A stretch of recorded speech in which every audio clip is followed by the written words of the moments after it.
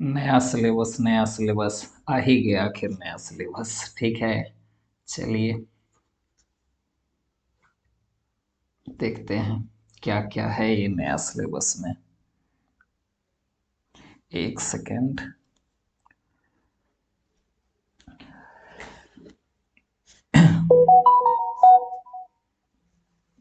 जैसा कि सबको ही पता है, जो सीए फाइनल, एक सेकेंड, चलिए, जैसा कि सबको ही पता है सीए फाइनल न्यू सिलेबस में, सीए फाइनल का जो अब न्यू सिलेबस आएगा, ठीक है, इस न्यू सिलेबस में अब कितना पेपर होने वाला है? 6 पेपर्स होने वाला है, 6 पेपर्स होने वाला है। ठीक है, ग्रुप 1 में कितना? 3 पेपर। और ग्रुप 2 में कितना? 3 पेपर्स होने वाला है। ठीक है, यानी कि ग्रुप 1 में 3 पेपर है और ग्रुप 2 में न्यू सिलेबस में 3 पेपर है। ग्रुप 1 से क्या हट गया? लॉ को हटा दिया है, हटाया नहीं है, माने एग्जाम नहीं होगा, वो दूसरा चीज होगा कुछ। ठीक है, यानी कि 600 का फाइनल मार्क्स जो आएगा वो होगा। ठीक है, 300 और 300 करके।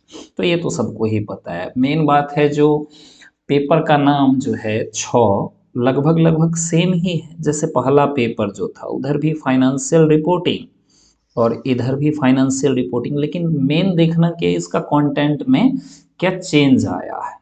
ठीक है, तो कंटेंट में क्या चेंज आया इसको बाद में देखते हैं, पहले पेपर को एक बार रफली देख लेते हैं।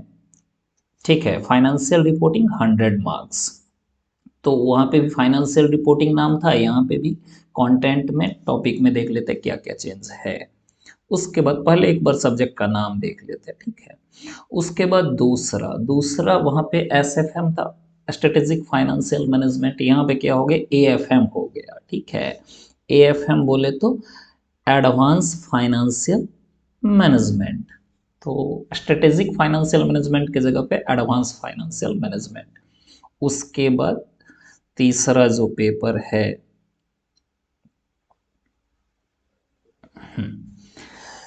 ये तीसरा पेपर क्या हो गया? तीसरा paper advanced auditing assurance and professional ethics, तो वही है एक लॉ वाला पेपर।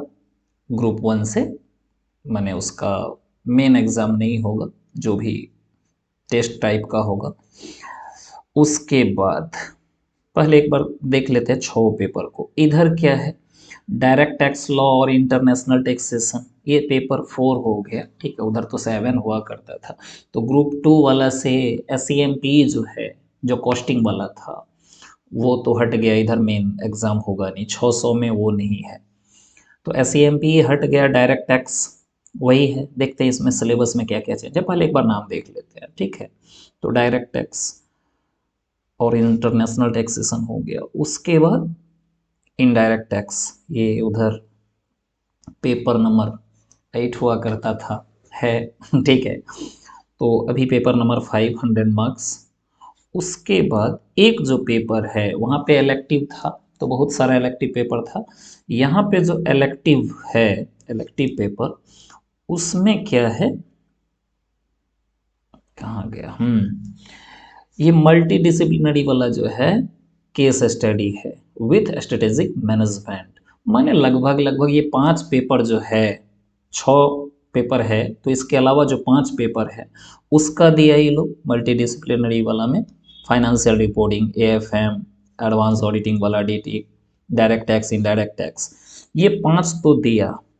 सबसे पहले इसी का थोड़ा बात कर लेते। ठीक है, ये 5 चीज़ है। उसके बाद जो लॉ हट गया वो वाला, और स्ट्रेटेजिक कॉस्ट और मैनेजमेंट और परफॉर्मेंस इवेल्युएशन था, वही वाला है। यानी कि दो जो हटा है वहां से कुछ कुछ रहेगा यहाँ पे।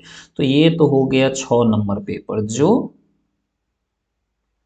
क्या है, इंटीग्रेटेड बिजनेस सॉल्यूशन बोल करके, multi disciplinary case study with strategic management. ठीक है, तो ये 1 पेपर 4 आवर्स का होगा। ठीक है, 100 मार्क्स।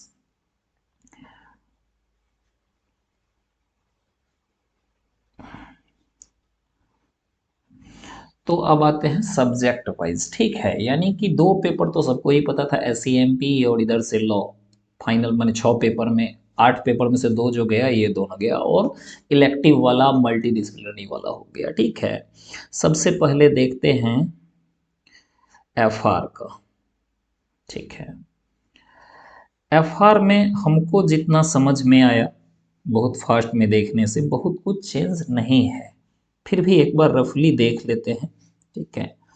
ये पहला टॉपिक क्या दिया है, पहला टॉपिक दिया है introduction to general purpose financial statement as per Ind AS, ठीक है। तो उधर भी था, लगभग लगभग चीज सेम ही है इसमें।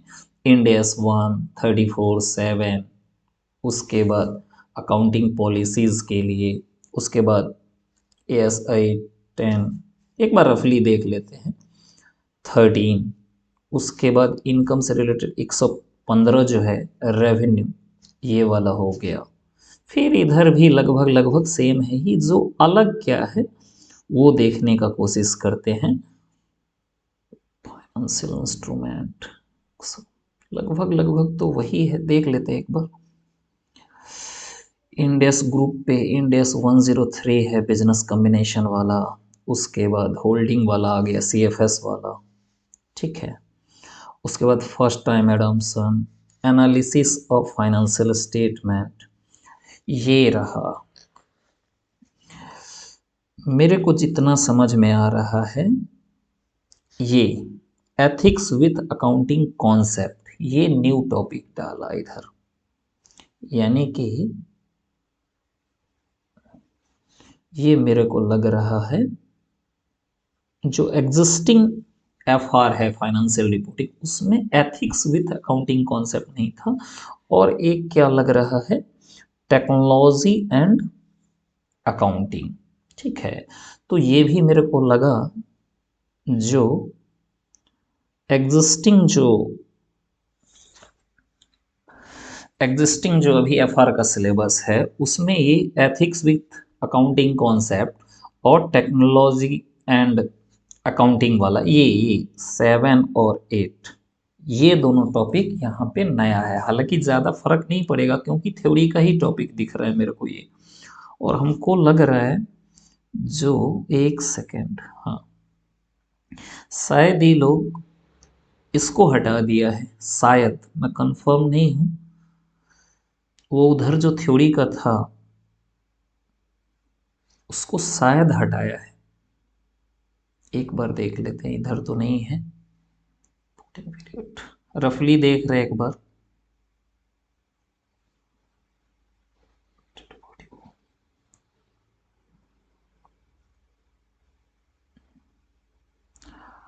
हाँ वही किया है, ठीक है। हमको लग रहा है ये तो कुछ कुछ बात बोला ही, ये बोला S7, 9 और 19 और S22, ठीक है, will be given along with corresponding, ये माने ये बोला है जो S7, 9 और 19 और S22 जो AS है, इंड AS नहीं, वो आपको करस्पॉन्डिंग इंड AS के साथ पढ़ना है। यानी कि S12 के साथ, एस इंड AS 115 के साथ, इंड AS 116 के साथ, 116 के साथ, और इंड AS 12 के साथ, ठीक है। उसके बाद ये तो बोला जो इंक्लूजन और एक्सक्लूजन वाला चीज़ कवर्ड हो जाएगा, वो स्टडी गाइडलाइंस में दिया जाएगा ईयर बाय ईयर, ठीक है। उसके बाद मेरे को लग रहा है थ्योरी का जो टॉपिक था CSR वाला, वो मेरे को नहीं दिख रहा है, और एक थ्योरी का टॉपिक था वो भी नहीं दिख रहा है। यानी कि थ्योरी वाला जो 2 टॉपिक था उसको ये लोग हटाया, उसके जगह पे एथिक्स विथ अकाउंटिंग कॉन्सेप्ट और टेक्नोलॉजी एंड अकाउंटिंग, ये माने 90-95% ये FR जो हमको जो समझ में आ रहा है वो सेम ही है, ठीक है। माने कुछ उतना चेंज वाला बात इसमें नहीं है, ठीक है। तो रफली जो मेरे को दिखा वो मैं बोला इधर, ठीक है। यानी कि FR लगभग लगभग सेम है। उधर जो दो थ्योरी का था ना टॉपिक, वो थ्योरी का टॉपिक के जगह पे इधर दो थ्योरी का टॉपिक आ गया है। बाद बाकी का लगभग लगभग सेम ही है, कुछ भी वैसा बात नहीं है। तो एफ आर लगभग लगभग सेम है, 90-95% से भी ज़्यादा। ठीक है, और ये थ्योरी टॉपिक सबका तो ज़्यादा कुछ दम ही नहीं रहता है। ठीक है, 1-2 घंटा का एक टॉपिक हो गया। उसके बाद जो एस एफ एम था, स्ट्रेटेजिक फाइनेंशियल मैनेजमेंट, उसमें क्या आ गया, उसका तो पहले नाम दे दिया एडवांस फाइनेंशियल मैनेजमेंट। तो पहले हम लोग चैप्टर का बात कर लेते हैं, इसमें बढ़िया से बात करना पड़ेगा। कुछ चीज़ मेरे को लग रहा है जो ज़्यादा डाला है ये लोग, ज़रूरत भी था हालांकि उसका बहुत ज़्यादा। ठीक है, सबसे पहले चैप्टर का नाम में देख लेते हैं। ठीक है, चैप्टर का नाम उधर भी था, financial policy and corporate strategy, यहाँ पे भी है। तो ये चैप्टर का नाम अभी बात कर रहे हैं, टॉप इसका कंटेंट सब चेंज हुआ है। ठीक है, तो हम पहले चैप्टर का नाम देख लेते हैं। ठीक है, तो financial policy and corporate strategy करके जो ये दिया हुआ है, ये चैप्टर का नाम सेम है, अंदर का टॉपिक कुछ हमको लग रहा है चेंज हुआ है थोड़ा सा। ये वाला टॉपिक था ये, यानी कि ये तीनों टॉपिक था ही, ये वाला एक नया डाला इसमें।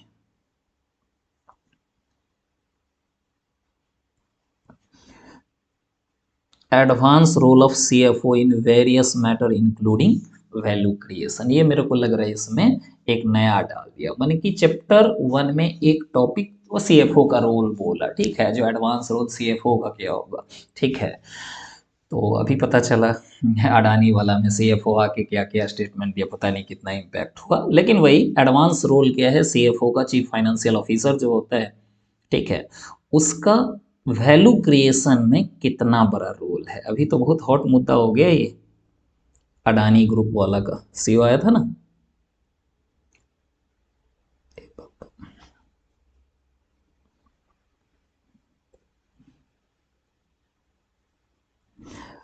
आया था ना सीएफओ, कोई सिंह करके था ग्रुप वाला का। ठीक है, खैर जो भी, तो एडवांस रोल एक ठो डाल दिया है सीएफओ का। मेरे को पहला चैप्टर में यही लगा। पहले चैप्टर का नाम देख लेते कौन कौन सा सेम है, फिर उस पे आएंगे।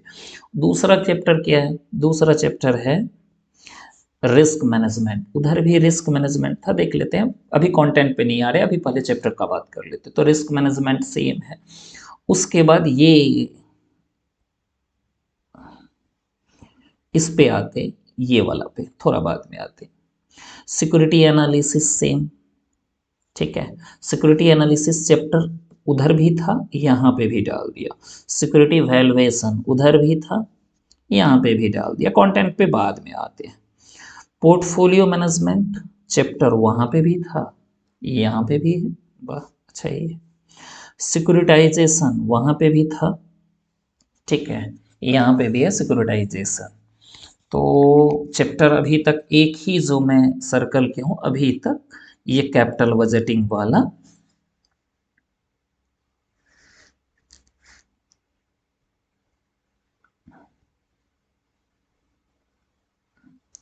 बस आते हैं इस पे। तो अभी तक मैंने चैप्टर 7 तक चले गए, इसमें सिक्योरिटाइजेशन तक में सेम ही है, ये भी वही है भाई। कौन सा म्यूचुअल फंड, मैंने चैप्टर अभी तक 8 चैप्टर है, इसमें से 7 चैप्टर तो सेम है। डेरिवेटिव एनालिसिस एंड वैल्यूएशन, ये भी चैप्टर, भाई चैप्टर का नाम तो सेम ही लग रहा है। ठीक है, देखते हैं। फॉरेन एक्सचेंज, ये भी सेम ही है, कोई दिक्कत नहीं है। मैंने चैप्टर अभी तक एक चैप्टर एडिशनल दिखा मेरे को, इंटरनेशनल फाइनेंशियल मैनेजमेंट, ये भी सेम है।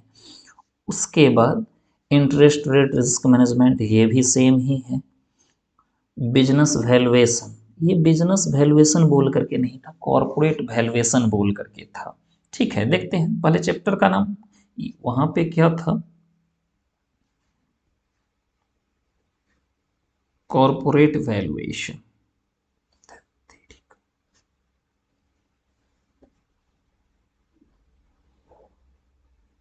ठीक है, तो वहाँ पे कॉर्पोरेट, यहाँ पे बिजनेस वैल्यूएशन, तो बहुत बड़ा बात डिफरेंस का नहीं होना चाहिए नाम में।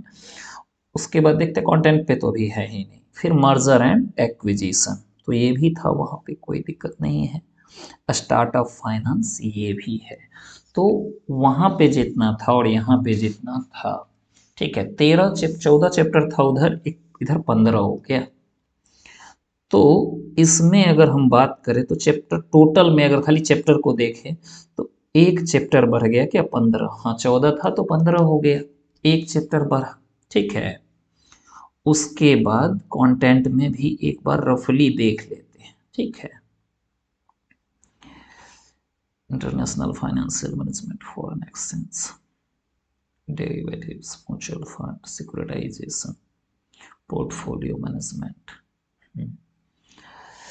इसका दरकार भी था, हालांकि ये कैपिटल बजटिंग ना हटा दिया हुआ था। अभी सीए फाइनल का ओल्ड सिलेबस में था, फिर अभी एग्जिस्टिंग वाला में कैपिटल बजटिंग बोल करके नहीं है।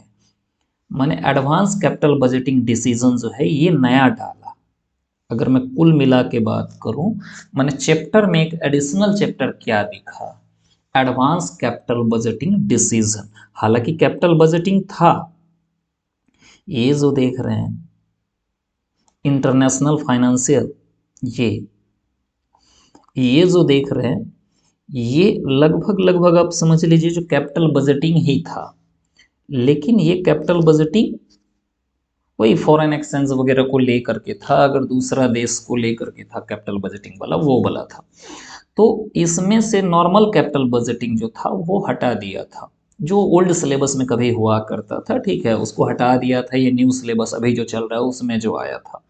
लेकिन फिर उसका बहुत ज़रूरत था हकीकत में, तो सब चीज़ इंटर में नहीं हो सकता है। ठीक है, तो अच्छा ही किया। यानी कि कुल मिलाकर के अगर मैं चैप्टर का बात कर लूँ तो ये एडवांस फाइनेंशियल मैनेजमेंट में एक चैप्टर एडवांस जोड़ा ये लोग। ठीक है, वो चैप्टर का नाम है एडवांस कैपिटल बजटिंग डिसीजन। इसमें क्या क्या टॉपिक आया, एक तो current trends in capital budgeting. ठीक है, बोल रहे इन्फ्लेशन, एक सेकेंड,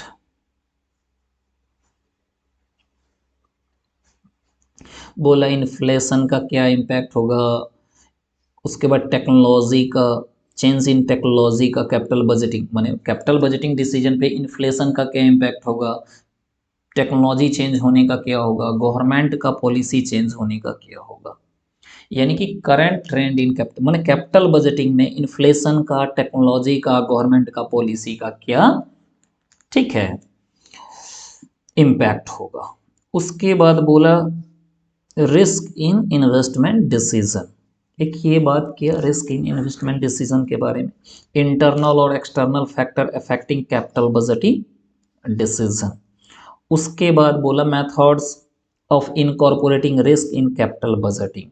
उसके बाद adjusted present value, optimum replacement cycle. कुल मिलाकर के एक चैप्टर बढ़ा है ये। 3 नंबर चैप्टर का अगर मैं बात करूं, एडवांस कैपिटल बजटिंग डिसीजन, ठीक है, बोल करके एक चैप्टर बढ़ा। यानी कि एएफएम में अगर मैं चैप्टर का बात करूं तो एक चैप्टर बढ़ा है। ठीक है, तो बहुत बड़ा मुद्दा का बात नहीं है, वैसे भी इंटर में पढ़ा हुआ रहता है। हाँ, कुछ टॉपिक हो सकता है जो माने एक्स्ट्रा आ जाए, बाद बाकी का एक चैप्टर बढ़ा, और उतना बड़ा मुद्दा का बात नहीं है। चैप्टर अब कंटेंट में एक बार रफली देख लेते हैं। जैसे कि पहला चैप्टर में बोले ये सीएफओ का रोल के बारे में एडिशनल दिया। ठीक है, उसके बाद ये वाला सेम ही है, रिस्क मैनेजमेंट में कोई भी चेंज नहीं है। उसके बाद जो सिक्योरिटी एनालिसिस था, इसमें फंडामेंटल, टेक्निकल एनालिसिस। उसके बाद इसमें मेरे को लग रहा है ये वाला एक चीज़ नया डाला है ये, यानी कि एक थ्योरी का टॉपिक एक्स्ट्रा इसमें डाला। यानी कि एक तो पहला चैप्टर में बोले एडवांस रोल ऑफ सीएफओ, दूसरा चैप्टर पूरा रिस्क मैनेजमेंट सेम ही था, तीसरा तो चैप्टर ही एक नया कैपिटल बजटिंग बोल करके एडवांस कैपिटल बजटिंग डिसीजन बोल के डाल दिया। उसके बाद सिक्योरिटी एनालिसिस जो है, हालांकि ये थ्योरी है, पूरा पूरा शेयर मार्केट से रिलेटेड है। ठीक है, जो फंडामेंटल एनालिसिस, टेक्निकल एनालिसिस, उसमें सब चीज़ सेम दिया। एक चीज़ में जो नया मेरे को लग रहा, मैंने रफली देखने से पता चल रहा है, वो क्या है, वो है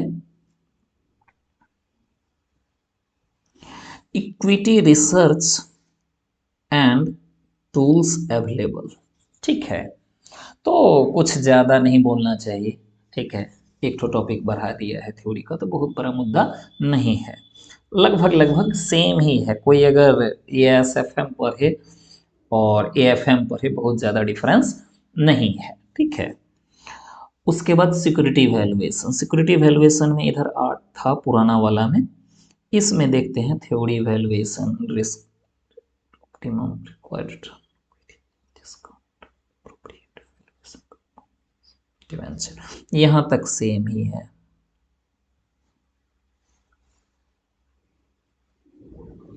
इसके बाद भी है ना यहाँ तक, ठीक है।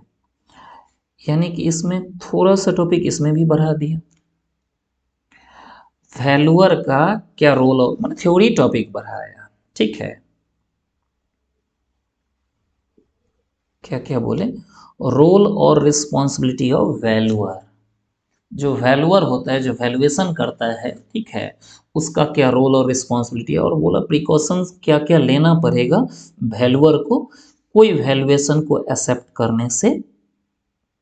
बोला precaution need to be taken by valuer before accepting any valuation assignment.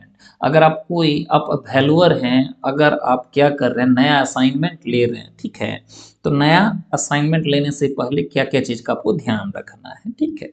तो ये दो टॉपिक मैंने थ्योरी का ही है, ज़्यादा कुछ प्रैक्टिकल का तो दिख नहीं रहा। जो चेंज हुआ वो एक कैपिटल बजटिंग आप बोल सकते हैं, वो भी था ही लगभग लगभग, लेकिन हाँ इंटर वाला या जो भी वाला तो यानी कि इसमें ये आ गया दो टॉपिक। यानी कि अभी तक जो बात की है उसमें थोड़ा सा हमको चेंज लगा, एक चैप्टर के अलावा थोड़ा थोड़ा लग रहा है जो हाँ कुछ चीज़ ऐड कर दिया। पोर्टफोलियो वाला में देखिए 9 टॉपिक था,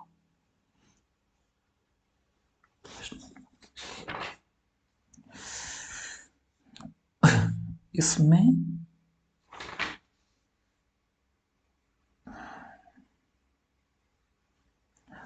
शायद इसमें ज़्यादा चेंज नहीं है मेरे को जितना दिख रहा है, ठीक है। हालांकि alternative investment strategy in context of portfolio management,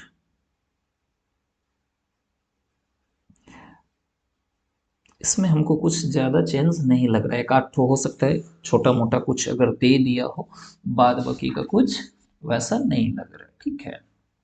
उसके बाद सिक्योरिटाइजेशन, इसमें जो लगभग लगभग सेम है, benefit mechanism, problem, securitisation, pricing, risk. उसके बाद एक नया टॉपिक लग रहा है 9-11 सिक्योरिटाइजेशन, भाई 9 और 11 दो बार दिया गया।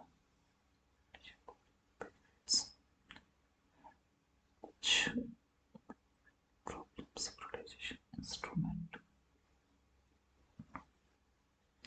एक तो ये टॉपिक रहा टोकनाइजेशन और रिस्क इन सिक्योरिटाइजेशन। प्रॉब्लम्स तो था भाई, रिस्क है।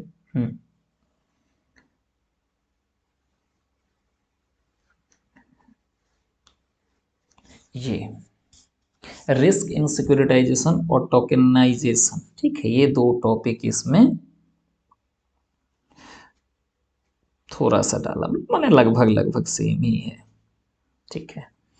उसके बाद म्यूचुअल फंड में मेरे को नहीं लग रहा कुछ होगा, हालांकि साथ है।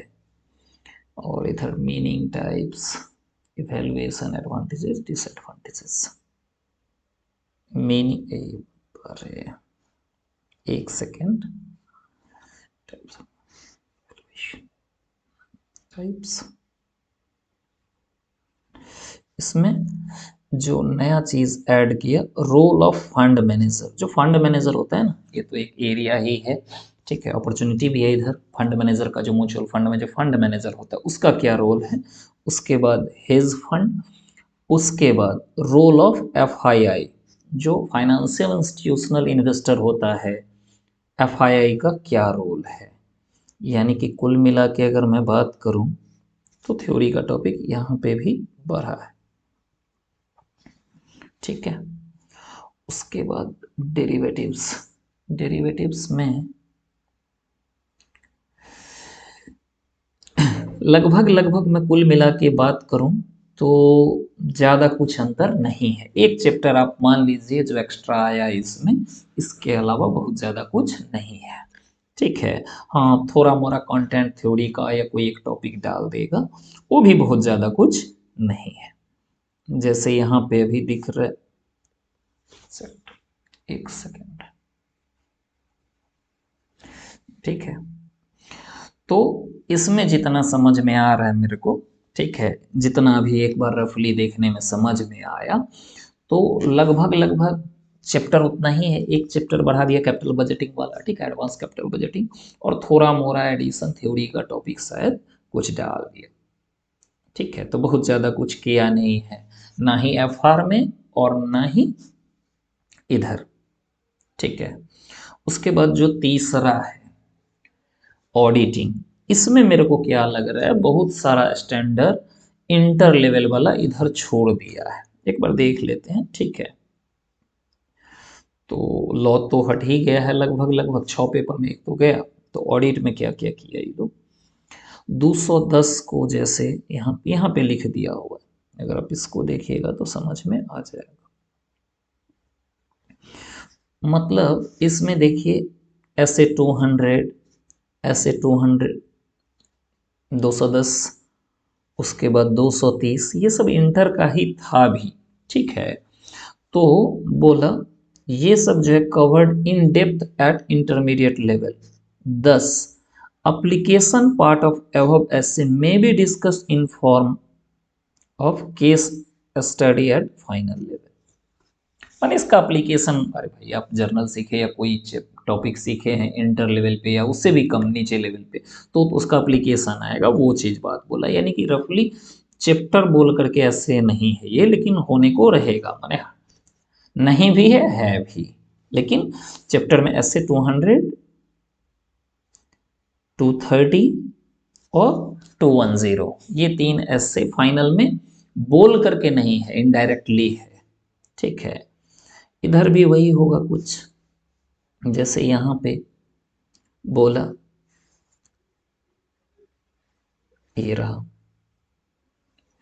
बोला प्लान ऐसे 300 में बोला content is covered in depth eight intermediate, therefore application of asset and में भी, माने इसका एप्लीकेशन आपको इसमें है, बाद बाकी का वैसे बोल के नहीं है। मेटेरियलिटी यहाँ पे ऐसे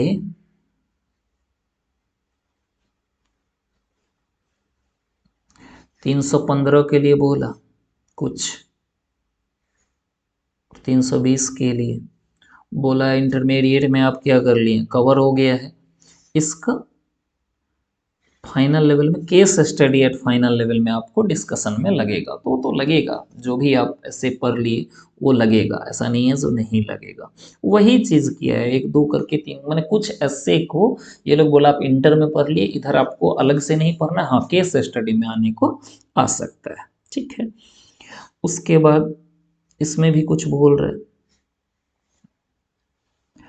मैंने लगभग लगभग कुछ ऐसे को हटा दिया जो आप इंटर में बोला आप कवर कर लिए हैं या इंटर में कवर होगा, और एप्लीकेशन पार्ट जो उसका है final case study eight final level में पूछ सकता है। ठीक है, ऐसे ही करके सब दिया हुआ है। उसके बाद 800 वाला कुछ इधर आया, और क्या है, ऑडिट रिलेटेड सर्विस, कुछ कुछ चीज़ लग रहा है जो आया है न्यू। डिजिटल ऑडिटिंग, चैप्टर का नाम अलग लग रहा है लेकिन है ये, जैसे group audit, special feature of bank और NBFC, PSU, internal audit, due diligence, investigation, forensic audit.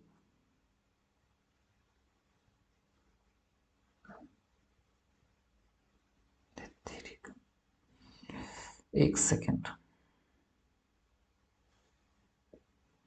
यानी कि मैं क्या बात कर रहा था, audit of bank, NBFC, PSU, उसके बाद internal audit, due diligence, investigation, forensic audit. उसके बाद ये लग रहा है कुछ नया, इमर्जिंग एरिया। उसमें क्या बोला, सस्टेनेबल डेवलपमेंट गोल और environment, social and governance excellence. ठीक है, प्रोफेशनल एथिक्स है। कुल मिलाकर के बहुत सारा चैप्टर हट भी गया।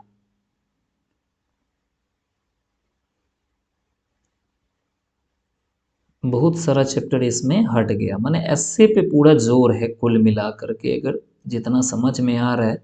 ठीक है, यानी कि ऑडिटिंग में मेरे को जितना समझ में आया, ठीक है, वो ऐसे पे पूरा जोर दिया है। उसमें भी जो आप इंटर में पढ़ लिए, उसको बोला आप इंटर में पढ़ ली, यहाँ पे वो चैप्टर है नहीं, डायरेक्टली पूछेंगे केस स्टडी में, और ऐसे करके कुछ बोला। और बहुत सारा बेकार का जो चैप्टर था शायद वो सब हटा दिया। इसके अलावा जो सब चैप्टर था बहुत सारा, हालांकि हम रफली देखे हैं, लेकिन फिर भी बहुत सारा कुछ कुछ चैप्टर्स को हटा दिया है।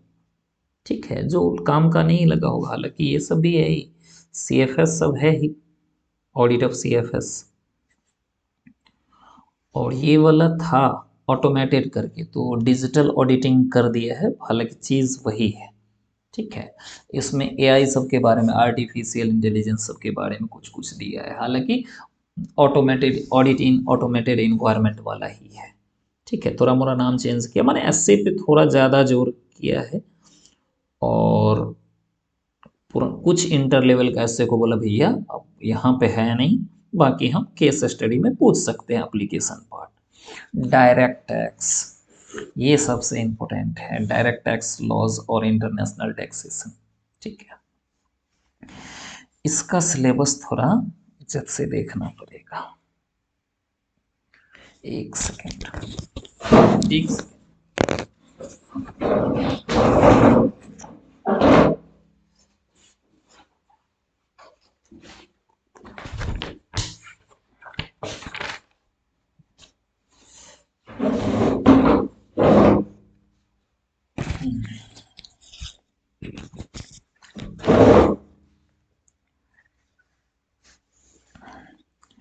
डायरेक्ट टैक्स के बारे में देख लेते एक बार, और इंटरनेशनल टैक्सेशन। ठीक है, बोला ऑब्जेक्टिव सबको तो छोड़िए, कौन देखता ही नहीं है कोई। ठीक है, बोला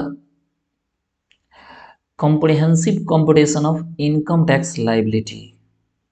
आपको इनकम टैक्स लाइबिलिटी कंपनी का मेनली और अदर एंटिटी का अंडर अल्टरनेटिव रिजीम जो है टू ऑप्टिमाइज टैक्स लाइबिलिटी। ठीक है, जिससे कि टैक्स लाइबिलिटी मैंने टैक्स प्लानिंग बोलने का कोशिश कर रहा है, ऑप्टिमाइज मैंने किया। ठीक है, जिससे कम हो टैक्स लाइबिलिटी, उसके बारे में बात किया। यानी कि आप क्लाइंट का तो पैसा बचाने का कोशिश कीजिएगा ना टैक्स प्लानिंग करके, वो चीज़ के बारे में बात किया। ठीक है, तो बोला general provision under the act computation of, यानी कि आपको computation of total income, tax liability company और अदर एंटिटीज का ये है। उसके बाद special tax regime under the act for companies, और ये ठीक है, ये ऑप्शनल वाला जो है उस सब के बारे में बात किया। ठीक है, उसके बाद वही वही चीज़ को तीन पार्ट में तोड़ के लिख दिया, ऊपर में जो लाइन बोला optimising tax liability of companies और अदर एंटिटी, वो लिख ही दिया। देखिए लास्ट में लिख दिया, ऊपर में नहीं लिखा था, हम जो बोले नीचे लिख दिया। ठीक है, टैक्स प्लानिंग वाला। उसके बाद बोला प्रोविजन आपका चैरिटेबल और रिलीजियस ट्रस्ट का, इंस्टीट्यूशंस का, पॉलिटिकल पार्टी का, इलेक्टोरल ट्रस्ट का, बिजनेस ट्रस्ट का, सिक्योरिटाइजेशन वाला ट्रस्ट जो होता है, इन्वेस्टमेंट फंड वगैरह वगैरह, तो ये तो वही है। एंटी अवॉइडेंस का जो है प्रोविज़न, वो प्रोविज़न टू टैक्स चेंजेस, ये वाला टॉपिक मेरे को लग रहा है न्यू है, हमको जितना रफली देखने से समझ में आ रहा है ये वाला टॉपिक नया है। ठीक है,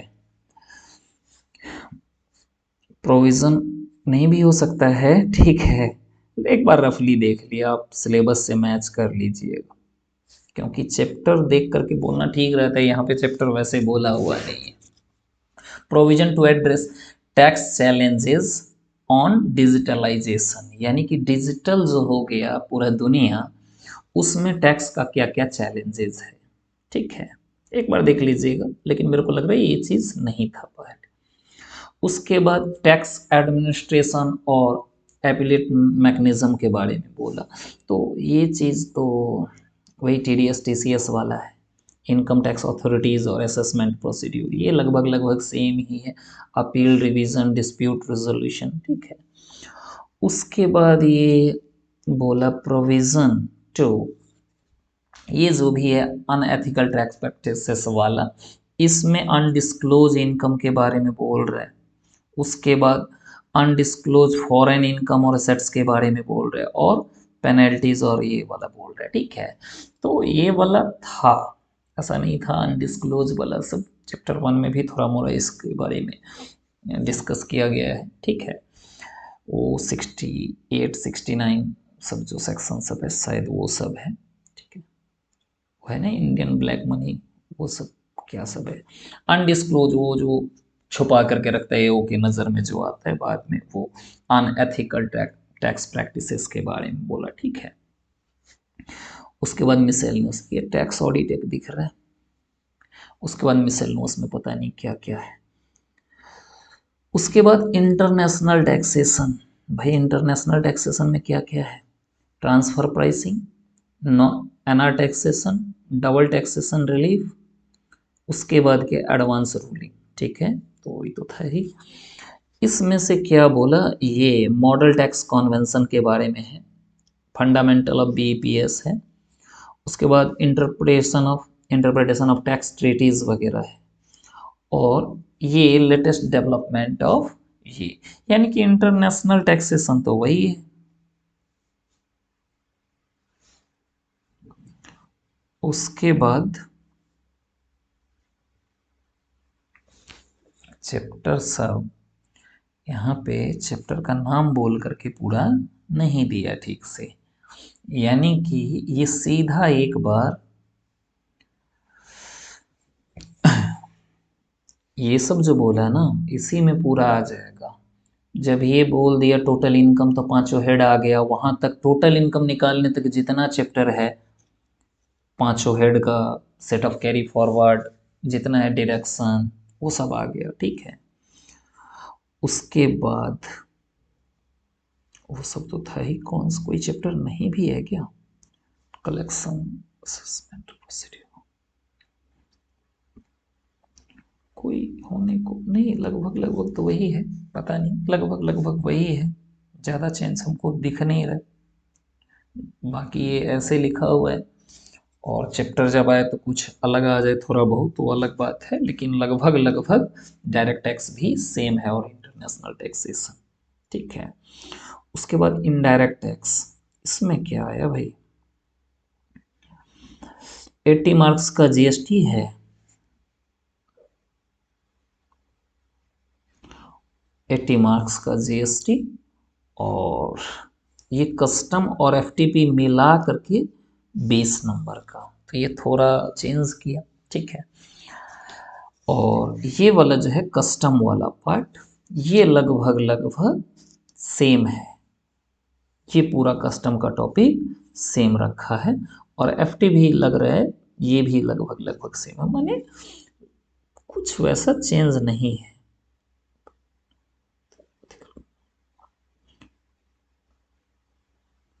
देखे GST में क्या क्या, GST में भी वही होगा, पूरा ही होगा, और क्या, ethics under GST other provision, लगभग लगभग GST में सेम ही है।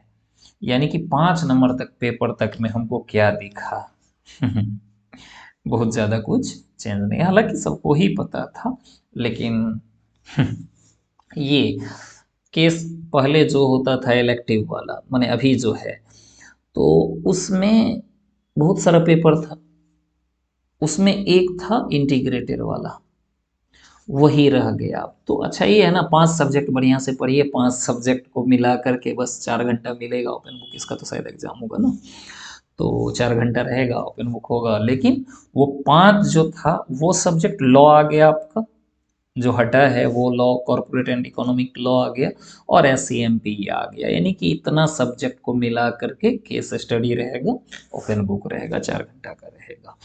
तो कुल मिला के क्या बात पता चला, कुछ भी वैसा नहीं है, लगभग लगभग चीज सेम ही है, बहुत ज़्यादा FR में चेंज नहीं आया, ठीक है, नहीं के बराबर। थ्योरी का एक दो टॉपिक जो है वो चेंज हुआ है, CSR और इंटीग्रेट और कोई थ्योरी का टॉपिक था, उसका जगह पे दूसरा थ्योरी का टॉपिक आ गया, तो बहुत ज़्यादा कुछ चेंज नहीं बोलेंगे। और उसके बाद एक तो कैपिटल बजटिंग वाला आ गया इधर, और छोटा मोटा टॉपिक सब ऐड किया है। SFM का हो गया, उसके बाद पोर्टफोलियो सब में है ही नहीं, मैंने लगभग लगभग उसके बाद तो ये सेम ही है, SFM AFM, बहुत ज़्यादा कुछ डिफरेंस नहीं है। हाँ, बोलने वाला तो बोलेगा जी ये चेंज है वो चेंज है, लेकिन वैसा कुछ चेंज नहीं है। तो वो हो गया। ऑडिटिंग में बहुत ज़्यादा कुछ चेंज नहीं है, हाँ कुछ ये है जो नहीं के बराबर ही चेंज बोलेंगे। कुछ चीज़ को बोल दिया इंटर में आप पढ़ के आए हैं तो यहाँ पे एप्लीकेशन में पूछे, ठीक है। हाँ, इसका जब डिटेल एनालिसिस होगा तो और ज़्यादा आ जाएगा, ठीक है।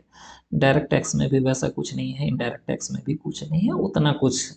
बलजोड़ी का नया सिलेबस नया सिलेबस नया सिलेबस क्या करेगा, थोड़ा मोड़ा टॉपिक थ्योरी का ऐड कर देगा, एक दो क्वेश्चन इलुस्ट्रेशन ऐड कर देगा, और बहुत ज़्यादा कुछ करने वाला ये लोग है नहीं। हालांकि अभी जब हम ये रिकॉर्ड कर रहे हैं तब तक में क्या है, मैंने ICAI का ऑफिशियल साइट पे या वेबसाइट पे इसका डिटेल नहीं था, शायद आ जाए, और यही आएगा, ज़्यादा उम्मीद चेंज नहीं होना चाहिए। मेरे को तो कहीं टेलीग्राम से ही मिला है, ठीक है। खैर जो भी है, जो भी सोर्स से मिला है, आप एक बार देख लीजिएगा। मैं वीडियो सोचा रिकॉर्ड कर देता हूँ, सबको बहुत ज़्यादा है जल्दी, हालांकि आजकल में तो आ ही जाएगा से वेबसाइट पे और सबको ही पता चल जाएगा, लेकिन रफली एक बार मैं, मेरे को जितना लगा जो वैसा कुछ चेंज नहीं है। AFM नाम ही खाली चेंज किया है, एक थ्योरी का एक प्रैक्टिकल पेपर मैंने चैप्टर चेंज किया, और बहुत ज़्यादा कुछ चेंज नहीं है। देखते हैं कंटेंट में कितना, जब तो पूरा बुक स्टडी मटेरियल आएगा तो वो पता चल जाएगा। इस बात का उतना मतलब भी नहीं है, हाँ लोग को बहुत ज़्यादा इंतजार था, पता नहीं, ठीक है। तो फाउंडेशन इंटर सबका भी होगा, वो तो बाद का बात है इंटर का। तो हम तो फाइनल वाला रफली एक बार डिस्कस कर दिए, मेरे को बहुत ज़्यादा कुछ लगा नहीं जो बहुत ज़्यादा कुछ चेंज है। और होगा क्या, डायरेक्ट टैक्स में क्या बहुत ज़्यादा कुछ चेंज कर देगा, या इनडायरेक्ट टैक्स में कुछ भी नहीं है, 5 नंबर का इधर उधर कर दिया और क्या। उसके बाद एक ठो चैप्टर SFM में ऐड कर दिया, और वैसा थ्योरी का दो चैप्टर जो है, क्या बोलते हैं उसको, FR में हटाया है, और दो ठो थ्योरी का पेपर चैप्टर डाल दिया है। तो बहुत ज़्यादा कुछ ऐसा चेंज नहीं है, उतना धरफराने का नहीं है, ठीक है, और उतना टेंशन भी लेने का नहीं है। 600 हो गया था, अच्छा ही है। और कब से होता है ये तो ICAI अभी अनाउंस कर देगा जो कब से आ रहा है, लेकिन मेरे को जितना लग रहा है नवंबर 2023 से नहीं आएगा, ये लगभग लगभग तय है। हालांकि कोई जब तक ICAI बोल नहीं रहे तब तक बोलना ये बात नहीं है, लेकिन नवंबर 23 तक न्यू सिलेबस नहीं आएगा, उसके बाद से आना चाहिए, आने को आ सकता है पहले भी, ठीक है। तो ये हो गया, चलिए रखते हैं, देखते हैं। आप लोग स्वागत कीजिए न्यू सिलेबस का, ठीक है।